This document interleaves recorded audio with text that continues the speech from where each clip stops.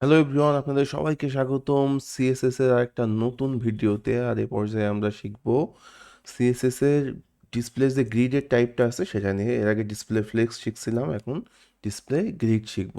তো বেশি কথা না বলে চলে যাওয়া যাক কম্পিউটার স্ক্রিনে। ওকে, চলে আসছি আমরা।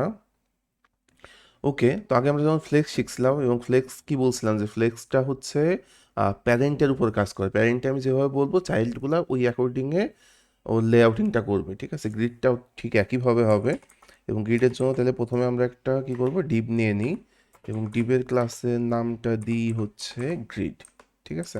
এটা হচ্ছে আমার প্যারেন্ট কন্টেনার। ওকে, এবার এর ভিতরে আমি কি করব, এর ভিতরে আমি বিভিন্ন আইটেমগুলোকে নিব, ঠিক আছে, বা চাইল্ডগুলোকে নিব।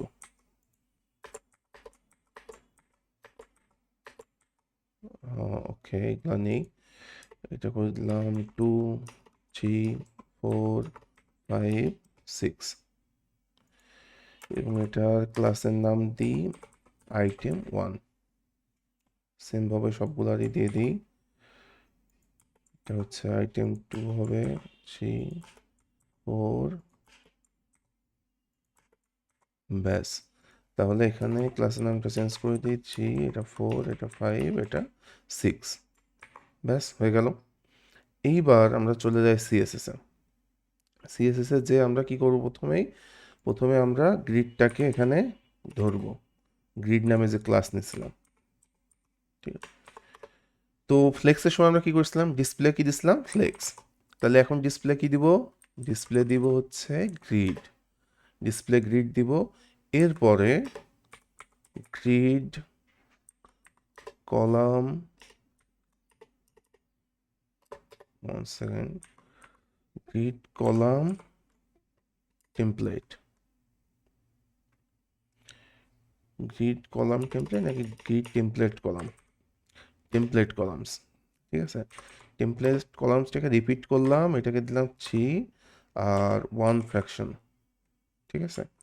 এটা কি কাজ হবে এটা আমি বোঝাচ্ছি পরে। এটা যেটা হবে যে গ্রিডটাকে 3টা স্পেসিফিক ভাগে ভাগ করবে, 3টা সমান ভাগে, এবং 1 ফ্র্যাগমেন্ট করে নিবে, 1 ফ্র্যাকশন নিবে টোটাল অ্যাভেলেবল স্পেসের।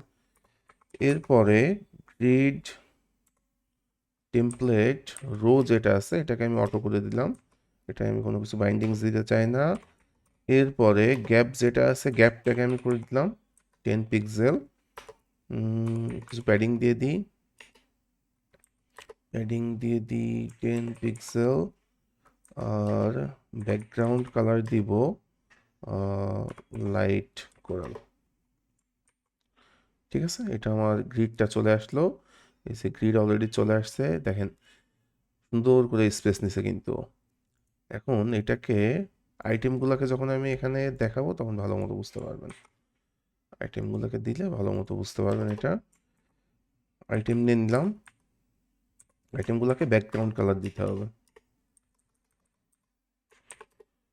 আইটেমগুলোর ব্যাকগ্রাউন্ড কালার দিয়ে দিই লাইট ব্লু। এটা একটা হাইট উইডথ দিয়ে দিই,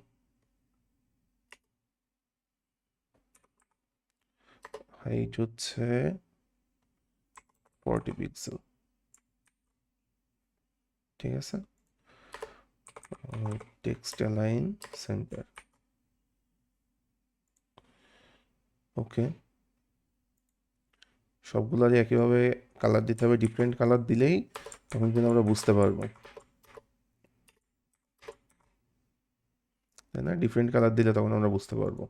এটা হচ্ছে item2, এটা কোনটা বুঝতে পারছেন। এই যে গ্রিড নিলাম, গ্রিডের মধ্যে যে আইটেমগুলো নিলাম সেটার আমি স্পেসিফিক কালার দিচ্ছি যাতে বোঝা যায়। এটা ব্লু করছিলাম, এটা দিয়ে দিই গ্রিন, এটা থ্রি নাম্বার 3কে করে দিই, কি করা যায় বলেন তো, এটাকে দিয়ে দিই ইউলিশ টাইপের। তারপরে আসলো নাম্বার 4, নাম্বার 4 থেকে এবার একটু নিচের দিকে কালার করি, এই টাইপের একটা কালার দিলাম। এরপর আসলো নাম্বার 5, নাম্বার 5-এর কালারটা কি দেওয়া যায়, এই টাইপের একটা কালার দিই নাম্বার 5কে।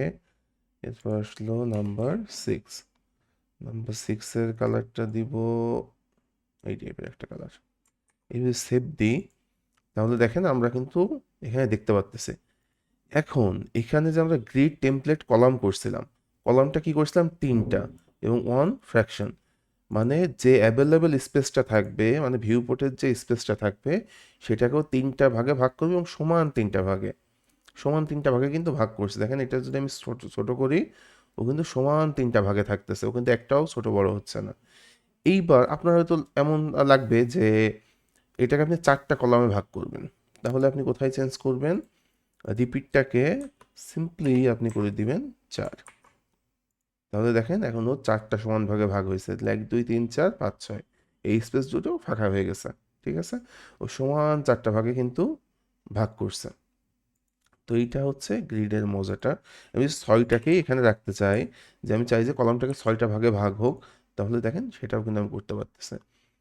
এবং এটা কিন্তু আমি যতই ছোট করি, ও ওর স্পেসিফিক স্পেসটা নিয়েই থাকবে, ওই স্পেসটা নষ্ট করবে না। ঠিক আছে, তো এটা আর কি গ্রিডটা এইভাবে কাজ করে। এবং এখানে যদি আমি এটা ওয়ান ফ্র্যাকশন, এখন এটাকে যদি আমি ডিফারেন্ট লেআউটিংয়ে করতে চাই, তাহলে আমার কি করতে হবে দেখেন। এখানে আমি করে দিলাম যে প্রথমটা হবে 2 ফ্র্যাকশন, দেন 1 ফ্র্যাকশন, দেন 3। তাহলে কি হচ্ছে দেখেন তো, প্রথমটা কিন্তু বেশি জায়গা নিছে, তারপর এটা কম, তারপর এটা একটু বেশি। ঠিক আছে, এবং একইভাবে কিন্তু এটা রিপিট হচ্ছে। ঠিক আছে, একইভাবে কিন্তু এটা কি হচ্ছে, রিপিট হচ্ছে। এখন আমি যদি এটাকে, যেহেতু আমি 3টা ভ্যালু দিছি, তো অটোমেটিক্যালি ও কি করে নিচ্ছে, আগে যেমন আমরা রিপিটে 3 দিচ্ছিলাম, মানে বলতেছিলাম যে কলামটাকে 3টা ভাগে ভাগ হবে, কিন্তু এখানে 3টা ভ্যালু দিছে মানে ও একইভাবে ওইটাকে ধরে নিচ্ছে যে এখানে 3টা ভাগে ভাগ হবে। এবং এইভাবে যে প্রথমটা 2 হবে, তারপরটা 1, তারপরটা 3। তো দেখেন প্রথমটা 2, তারপরটা 1, তারপরটা 3, মানে আরেকটু বড়, সব থেকে বড় এইটা। তো এটাকে যদি আমি আরেকটু এইভাবে করি যে পরে আরেকটা রাখবো, 2 ফ্র্যাকশন রাখবো, তাহলে কি করবে, ও কলামটাকে 4টা ভাগে ভাগ করবে এবং এই ভ্যালু অ্যাকর্ডিংয়ে। এখন যদি দেখি দেখেন 2 2 1 3, 1 সব থেকে ছোট, 2টা তার থেকে একটু বড়, এই দুইটা 2 এবং এটা হচ্ছে 3। এবং পরেরটাও কিন্তু অ্যাকর্ডিংয়ে সাজাইছে। এর নিচে যদি আমার আরও চাইল্ড থাকতো, তো ওই সেম অ্যাকর্ডিংয়েই আমার গ্রিডিংয়ের যে লেআউটটা আছে সেটা কিন্তু মেক করতো। তো এটা আর কি বিষয়, এটা নিয়ে আপনারা একটু প্লে করেন, আশা করি একটু প্র্যাকটিস করলে এটা প্রপারলি হাতে চলে আসবে। আর দেখা হচ্ছে নেক্সট ক্লাসে। Thank you so much.